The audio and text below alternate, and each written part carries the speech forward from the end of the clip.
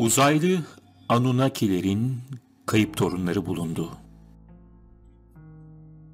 Yakın zaman içinde yapılan bilimsel bir araştırmada Pasifik Okyanusu'nda adalarda yaşayan yerli Malenezyalıların DNA'larında bilinmeyen bir insan türünün DNA'sı ortaya çıktı. Yapılan analiz yerlilerin atalarının Neandertaller ve Denisovanlar ile yetiştirildiğini gösteriyor. Ancak bilinmeyen üçüncü bir grupta insan türünün kayıp genetiğinin kanıtları bulunmakta. Ve bu üçüncü grup insan evrimi hikayesine başka bir bilinmezlik ekleyebilir. Bu yerliler DNA'larına hapsolmuş uzun zamandır kayıp bir insan türünün izlerini taşıyor olabilirler. Ya da geçmişten beri gelen dünya dışı efsanevi bir soyun köklerinden geliyor olabilirler. Yani Anunnakilerin. Anunnakiler, Antik Sümer, Akkad, Asur ve Babillerin mitolojik geleneklerinde ortaya çıkan bir tanrı grubudur. Kaç Anunnaki olduğu ve hangi rolü üstlendiklerine dair açıklamalar hem değişkenlik gösterir hem de çoğu zaman tutarsızdır. Akkad öncesi dönemden kalma en eski Sümer yazıtlarına göre Anunnaki panteonundaki en güçlü tanrılardır. Göklerin tanrısı An ile yeryüzünün tanrıçası Ki'nin torunlarıdır ve asıl işlevleri insanlığın kaderini kararlaştırmaktır. Anunnaki ismi Sümer gökyüzü tanrısı An'dan türetilmiş, isim Danuna, K-E, N ya da Danunna şeklinde çeşitli biçimlerde yazılmış ve soylu yavru ya da A'nın yavrusu anlamına gelmektedir.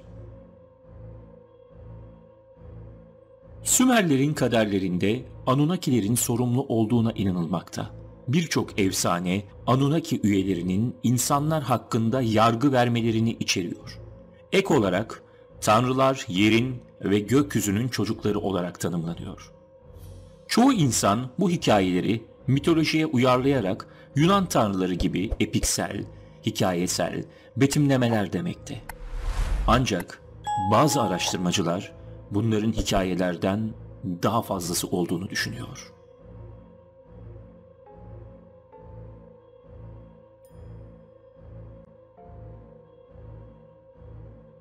Onlar Anunnakilerin gerçek varlıklar olabileceğine inanıyor.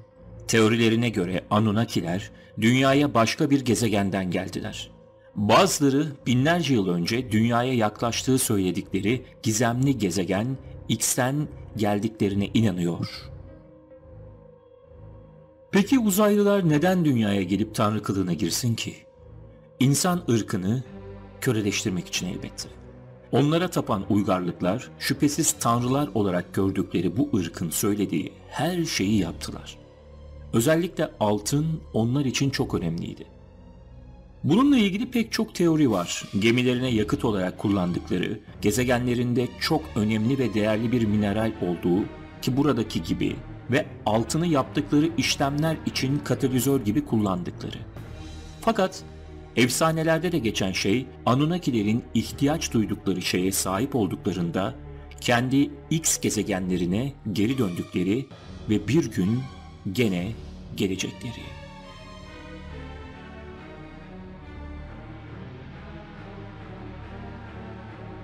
İşte tam bu sırada yeni yapılan bilimsel bazı araştırmalar bu konuya farklı bir ışık getirdi. Bugün modern insanlar olarak genlerimizin küçük bir kısmı Neandertallerden gelmekte. Bazılarımız Denisovanlar adı verilen daha az bilinen bir kardeş grubun genetik kalıntılarını taşımakta. Ancak modern Malezya'da yaşayan insanların genetik analizleri diğerlerinden farklı olarak henüz tanımlanamayan tarih öncesi akrabaların 1/3'inin izlerini taşıdıklarını göstermekte. Papua Yeni Gine, Fiji ve Solomon Adaları ve diğerlerini içeren Malenezya ada grupları coğrafi olarak Pasifik Okyanusu tarafından kesiliyor ve DNA'ları insan atalarının bölgeye nasıl yayıldığına dair eşsiz bir pencere sunuyor. Vancouver'daki Amerikan İnsan Genetiği Derneği'nin bir toplantısında sunulan en son araştırma, tarih öncesi insan melezleşmesinden birden fazla grupla modern insanların hikayesinde başka bir iplikçik olabileceğine dair önceki bulguları desteklemekte.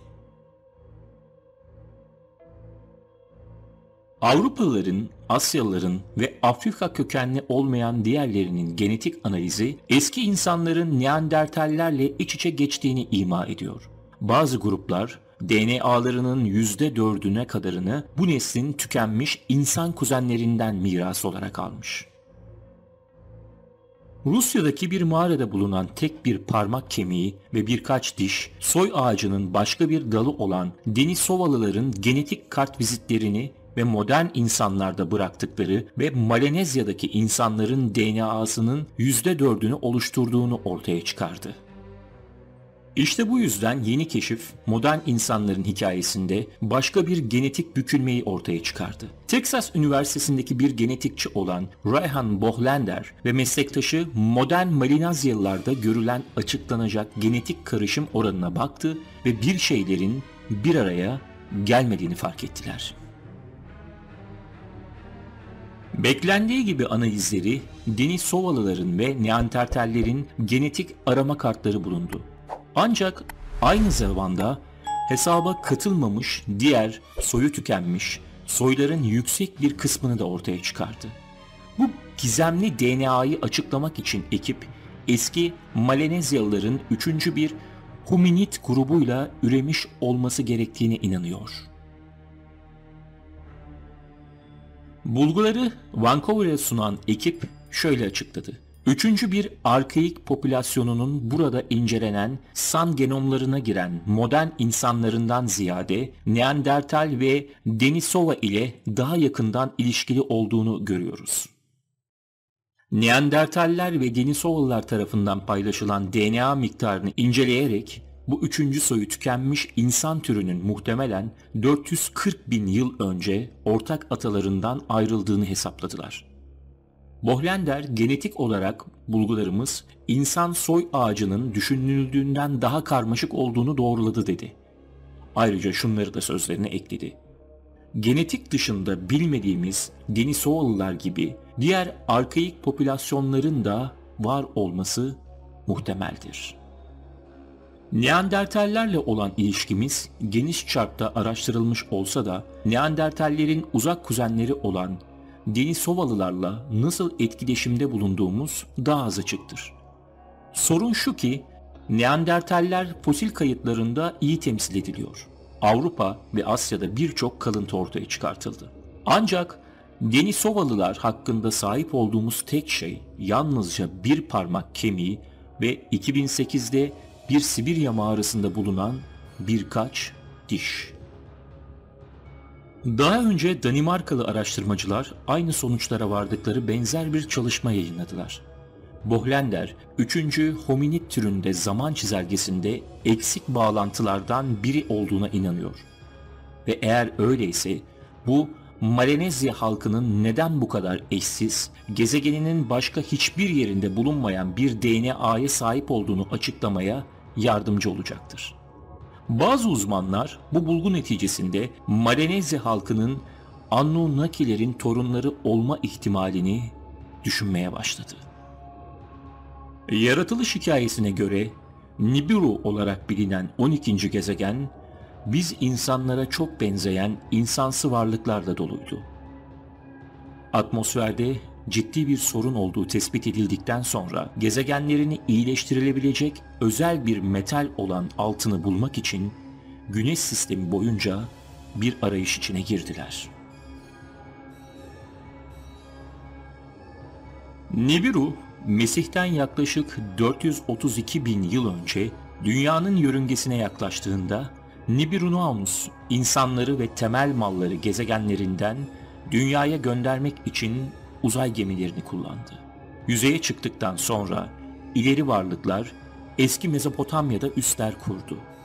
Birçoğu bunun insanlığın yaratılışının gerçek istasyonu olduğuna inanıyor ve insanlığın yaratılışının o an başladığına genetikçi Anunnakilerin laboratuvarlarında. Anunnakilerin aynı zamanda DNA'sını mükemmel köleler yaratmak için bu kayıp DNA'ların mühendisliklerinin de anahtarına sahip olduğuna inanılmakta. Uzak popülasyonların genomunu incelerken bu tür keşiflerin her zaman yapılması şaşırtıcı olmamalıdır. Zamanla bu izole grupların dış dünyayla çok az temasları vardı. Kapalı topluluklar içinde yaşadılar ve ürediler. Bu onların genomuna yansıdı.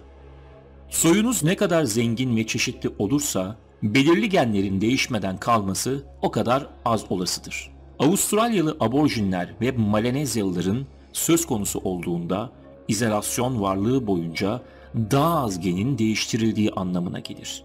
Yani o halde ada gibi kapalı ve izole, bir o kadar da dış dünya ile teması olmayan bu insanlardaki bilinmeyen bu DNA nereden gelmekte? Geçmişimizin bu alternatif versiyonunu hayal etmek zor değil. Belki de olaylar şöyle gelişmiştir. Anunnakiler dünyaya gelir, tanrı gibi davranırlar ve insanlığı inandırırlar. Baş bilim adamı Engi ve başhekim Ninti, insanları kendi imajında yaratmak için genetik manipülasyon ve in vitro fertilasyon kullanır. DNA'sının mükemmel köleler yaratmak için ve insanlık tarafından amaçlarına hizmet etmek için. Onlarla işleri bittiğinde geride iz bırakmamak için büyük bir yıkım hazırlayıp tıpkı kutsal kitapların yazdığı tufan gibi bir selle izlerini sildiler. Ama seçilen bazı insanlar protokollere karşı çıkmaya karar veren Anunnakilerden bir grup tarafından korundu. Hayatta kalmaları için dünyanın her köşesine farklı şekilde bırakıldılar. Okyanustaki adalar dahil. Ve aradan binlerce yıl nesil geçti. Sosyalleşmenin genomları tanınmayacak kadar karışık hale geldi. Farklı türlerin birleşmesiyle sahip oldukları DNA giderek seyrekleşti ve sonunda yok oldu. Bilinmeyen DNA'sının sadece okyanustaki dış dünyadan izole bu adalardaki insanlarda görülmesinin nedeni belki de buydu. Kanıtlar eski insanlarla olan etkileşimlerimizin tahmin ettiğimizden çok daha karmaşık olduğunu gösteriyor ki düşündüğünüzde bu pek de sürpriz olmamalı. Onları fosil kayıtlarında görmememiz onların var olmadıkları anlamına gelmez. Bir şeyin kalıntılarının on binlerce yıl boyunca korumak da kolay değildir. Ve ayrıca birileri onları kazmak için doğru zamanı ve doğru yeri bekliyor olabilir.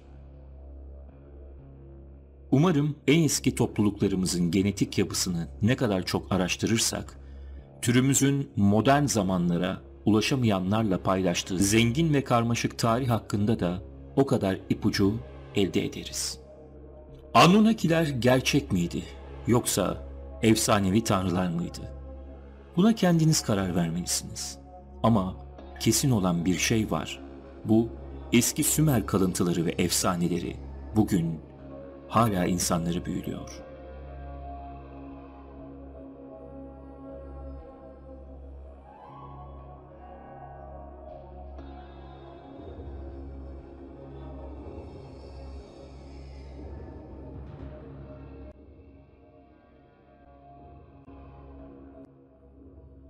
Videolarımızın devamı ve kanalımızın gelişmesi için abone olmayı unutmayın.